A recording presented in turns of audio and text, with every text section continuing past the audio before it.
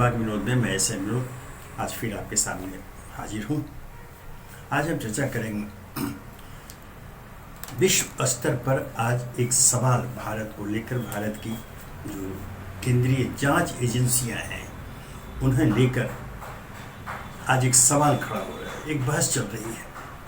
पूछा जा रहा है कि क्या सचमुच केंद्रीय जांच एजेंसियों का इस्तेमाल वर्तमान सत्तारूढ़ दल अर्थात भारतीय जनता पार्टी अपने विरोधियों अर्थात विपक्ष को दबाने के लिए, उनका मुंह बंद करने के लिए इस्तेमाल कर रही है?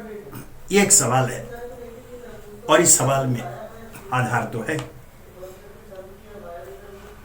क्योंकि जिस प्रकार पिछले कुछ वर्षों से केंद्रीय जांच एजेंसियों का इस्तेमाल ईडी हो, सीबीआई हो, इनकम टैक्स का इस्तेमाल हो रहा है, वो लेकर सवाल करते हैं।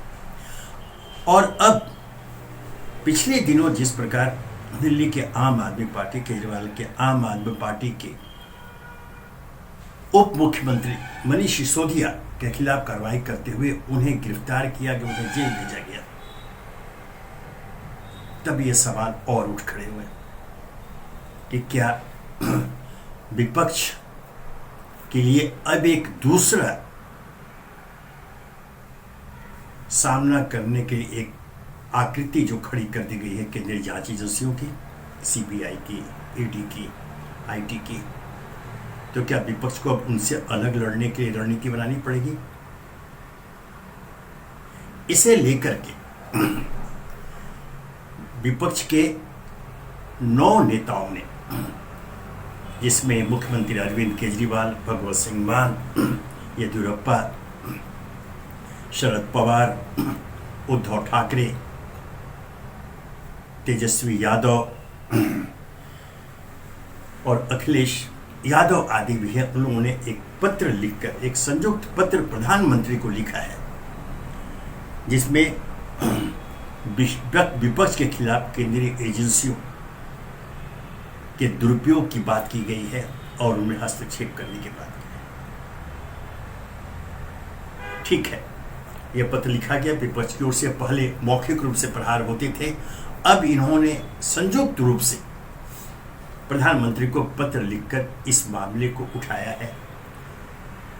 स्वाभाविक है कि इस पर एक नए सिरे से बहस शुरू हो गई है और इसी में यह जोड़ना पड़ेगा कांग्रेस के नेता राहुल गांधी ने जो पिछले दिन लंदन स्थित कैम्ब्रिज विश्वविद्यालय में छात्रों को संबोधित करते हुए इसी प्रकार के आरोप भारत सरकार पर, विशेषकर प्रधानमंत्री मोदी पर लगा दिए थे और आज वो ब्रिटिश संसद को भी संबोधित करने वाले हैं। हालांकि कैम्ब्रिज विश्वविद्यालय में जो आरोप लगा उससे लेकर अपने यहाँ उनकी आलोचना हुई कि विदेशी धरती पर जाकर उन्होंने ऐसी बातें क्यों कही, जो स्वाभाविक रूप से आलोचना होनी चाहिए थी, वो हुई। और आज चूंकि वो ब्रिटिश संसद को, ब्रिटिश पार्लियामेंट को संबोधित करने जा रहे हैं, तो लोगों की निगाहें लगेंगी कि कहीं ब्रिटिश संसद में भी तो उन्हीं बातों को न दोहरा दे जो उन्होंने कैम्ब्रिज विश्वविद्यालय में छात्रों को संबोधित करने के लिए कहा था। यह एक अलग मुद्दा है, लेकिन अब यह जो केंद्रीय एजेंसियों के दुरुपयोग की बात हो रही है और इस पर बात जो 9 विपक्षी नेताओं ने जो पत्र लिखा है वो आधार बनाया है मनीष सिसोदिया की गिरफ्तारी का। हालांकि मामला अदालत में लंबित है, उसकी प्रतीक्षा करनी पड़ेगी, लेकिन जो संदेश आम लोगों के बीच में, देश में आम लोगों के बीच में गया वह यही है कि हाँ,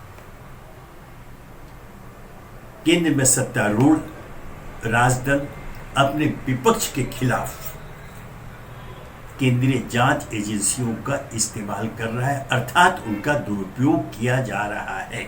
यह संदेश गया है। यह ठीक है या गलत है, इस पर बहस हो रही है, चर्चा होगी, अदालत में मामला है, उसका फैसला आएगा, सब अपनी जगह है। लेकिन जो एक साधारण व्यक्ति के पास संदेश पहुंचा है वह यही कि हाँ, केंद्रीय जांच एजेंसियों का दुरुपयोग हो रहा है विपक्ष के खिलाफ उनका दुरुपयोग किया जा रहा है। यह संदेश चला गया और यह खतरनाक है। यह पूरे के पूरे लोकतंत्र के खिलाफ है।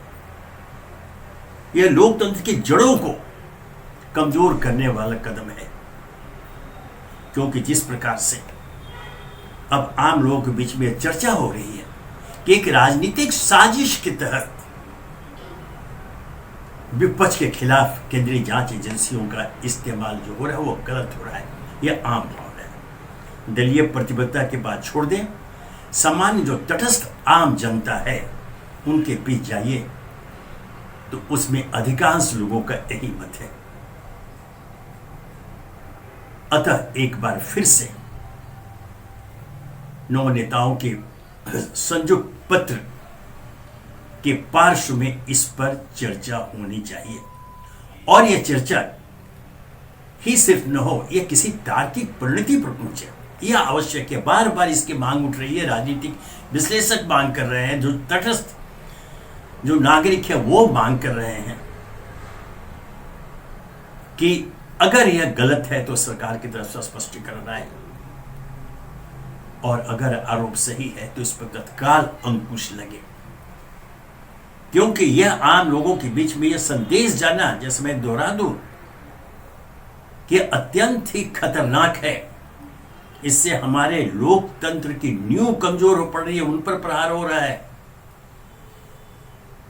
ऐसा क्यों होना चाहिए? ये नहीं। आज जब हमारे नेतागण, जिसमें गैर भाजपा शासित राज्यों के मुख्यमंत्री हैं, शरद पवार और फारूक अब्दुल्ला जैसे कद्दावर नेता हैं, वो आगे बढ़कर के इस प्रकार के आरोप लगा रहे हैं और प्रधानमंत्री से हस्तक्षेप की बात कर रहे हैं। ठीक है, यह एक प्रक्रिया है, एक अच्छी प्रक्रिया है जिसका वर्णन विपक्षी नेताओं ने किया, लेकिन अब यह चुनौती, बल्कि नैतिक चुनौती मैं कहूंगा प्रधानमंत्री नरेंद्र मोदी के लिए है कि इस पर क्या कार्रवाई करते हैं, क्योंकि यह सभी जानते हैं, यह सभी समझते हैं कि इस प्रकार की जो कार्रवाई हो रही है वो बगैर उच्च स्तर पर, प्रधानमंत्री के स्तर पर भी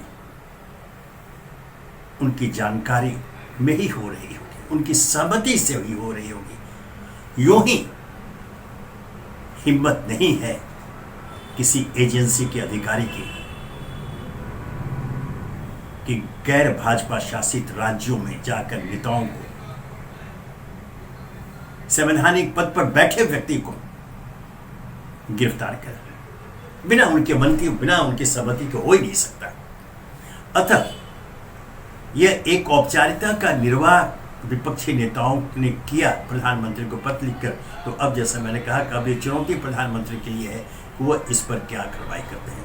यह जो एक संदेश, यह जो लोगों के बीच में यह जो आशंका बैठी हुई है कि सब प्रधानमंत्री कार्यालय की सहमति से होता है, इसे खत्म करना, अगर यह गलत है, अगर यह आरोप गलत है, तब इसे खत्म करने की जिम्मेदारी भी स्वयं प्रधानमंत्री कार्यालय की होती है। लोगों के बीच में यह संदेश नहीं जाना चाहिए। केंद्रीय जांच एजेंसियां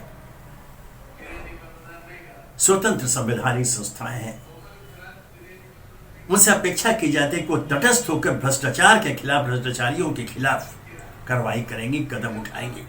ऐसा होता भी रहा है, लेकिन अभी जिस प्रकार से एक तरफा कार्रवाई हो रही है, संदेह के आधार है, बेबुनियाद ये आरोप नहीं है।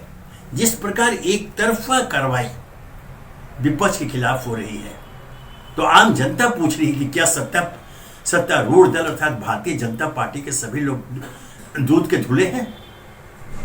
इक्का दिक्का जो कार्रवाई हो तो जिसमें कि रंगे हाथ रिश्वत लेते अगर कोई पकड़ा जाता है भारतीय जनता पार्टी के नेता, तो ठीक है, या किसी बलात्कार के मामले में पकड़ा जाता है, इस तरह वो छोड़ दे, तो ऐसे कोई भी कार्रवाई किसी राजनेता के खिलाफ, भ्रष्टाचार के सत्तारूढ़ दल के नेता के खिलाफ नहीं हुए, जिस प्रकार से विपक्षी नेताओं के खिलाफ हो रही है।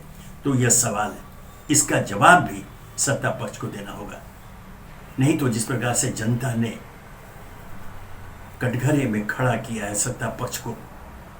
इसका खामियाजा आने वाले दिनों में सत्ता पक्ष को ही भुगतना पड़ेगा, यह तय जानिए, क्योंकि जनता अंततः उसे अवसर मिलता है, वो न्याय कर दिखाती है।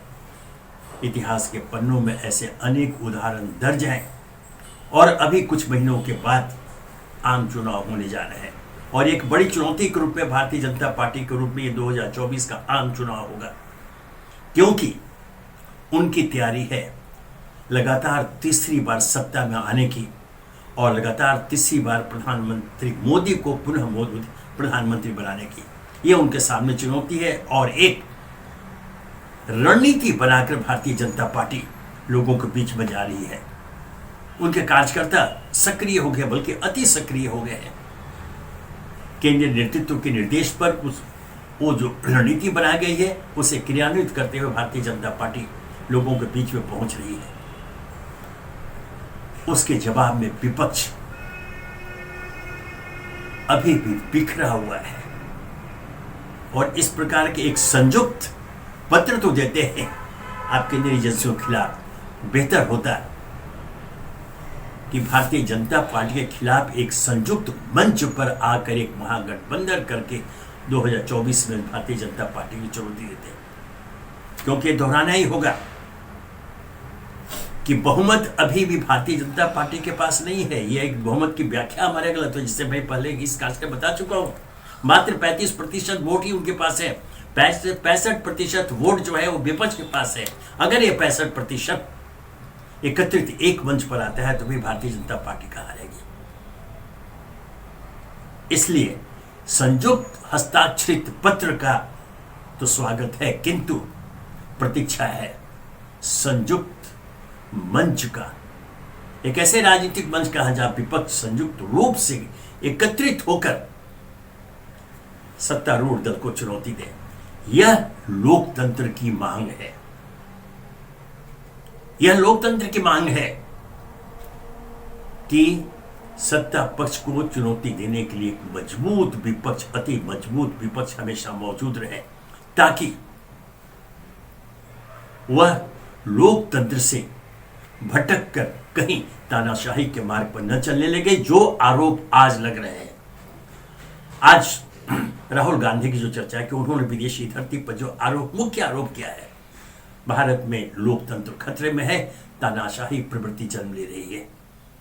भारत के अंदर भी जो आरोप आज केंद्र सरकार अर्थात मोदी सरकार पर लगते हुए वह यह कि लोकतंत्र से इतर तानाशाही के मार्ग पर चलती हुई दिख रही है सरकार। आरोप गलत हो सकते हैं, इस पर बहस हो रही है, होती है, लेकिन चूंकि कहीं एक कोने में भी अगर ऐसी आशंका प्रकट की जाती है तो उसका निराकरण आवश्यक है, क्योंकि यह देश सब कुछ बर्दाश्त कर लेगा, लोकतंत्र के खिलाफ किसी षड्यंत्र को या किसी कदम को बर्दाश्त नहीं करेगा। तानाशाही तो कदापि नहीं। अनेक कुर्बानियों के बाद, सैकड़ों वर्ष गुलामी की जिंदगी जीने के बाद भारतवासियों ने अपने लिए यह आजाद भारत को हासिल किया है। इसे कोई चुनौती देता है तो उसे देश की जनता बर्दाश्त नहीं करेगी, यह सभी जानते हैं। अतः सबसे बड़ी आज चुनौती भारतीय जनता पार्टी के पास है, केंद्रीय नेतृत्व के पास है, केंद्रीय सरकार के पास है, प्रधानमंत्री नरेंद्र मोदी के सामने है कि जनता के बीच में अगर ऐसी चर्चा शुरू हुई है तो तत्काल इस पर पूर्ण विराम लगाने का प्रयास करें, और यह उनके हाथ में है, क्योंकि यह कोई भी नहीं चाहेगा और कोई मानने को तैयार नहीं होगा। कुछ कदम ऐसे हो सकते हैं, कुछ गलत सलाह के कारण भी ऐसे कदम उठाए जा सकते हैं, लेकिन अंततः यह तो निर्विवाद रूप से स्थापित सत्य है कि भारतीय जनता पार्टी भी लोकतंत्र के पक्षधर है।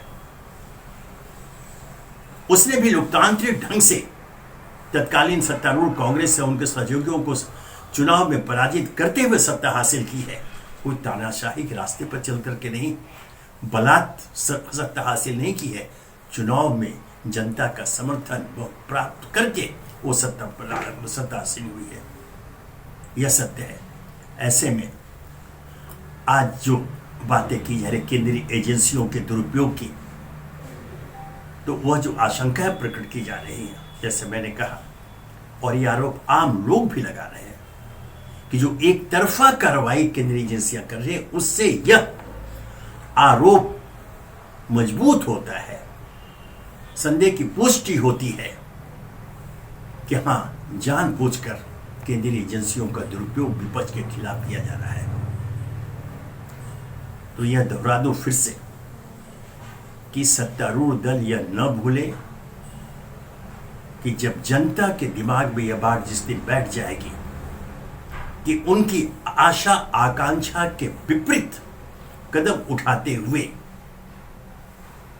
सत्तारूढ़ दल अगर लोकतंत्र के खिलाफ तानाशाही के मार्ग पर कदम ताल करती है, तो उसे जनता हरगिज बर्दाश्त नहीं करेगी। केंद्रीय एजेंसियों का दुरुपयोग रोका जाना चाहिए, और यह बहुत आसान है। आप वो जो स्वतंत्र संस्थाएं हैं, संवैधानिक संस्थाएं हैं, उन्हें निर्भीकता पूर्वक, निष्पक्षता पूर्वक, आजाद होकर काम करने दें। उनके कामों में हस्तक्षेप न करें, उन्हें आप कहीं से नियंत्रित न करें, उन्हें आप निर्देश न दें। उनके पास उनके जो तमाम तंत्र हैं पूरे भारत में, उनके जो फैले हुए हैं, उनके पास सारी जानकारियां आती हैं। कौन भ्रष्टाचार कर रहा है, कौन भ्रष्टाचार में लिप्त है, वह विपक्षी दल का है या सत्ता दल का, सारी जानकारी उन एजेंसियों को रहती है। उन्हें आजादी दें, उन्हें स्वतंत्र होकर भ्रष्टाचार के खिलाफ काम करने दें। यह इस बात को ध्यान में रखते हुए कि उसमें कोई पक्षपात न हो और एक तरफा कार्रवाई न हो। जब तक ऐसा होता रहेगा, ऐसे आरोप लगते रहेंगे, और चाहे हम जितने भी आलोचना कर लें, चाहे जितनी भर्त्सना कर लें, चाहे जितनी आपत्ति प्रकट कर लें, इस अंतर्राष्ट्रीय बहस या वैश्विक बहस को कोई रोक नहीं पाएगा कि हाँ और हाँ, भारत में केंद्रीय जांच एजेंसियों का विपक्ष का मुंह बंद करने के लिए, उन पर दबाव बनाने के लिए, उन्हें समाप्त करने के लिए दुरुपयोग किया जा रहा है। धन्यवाद।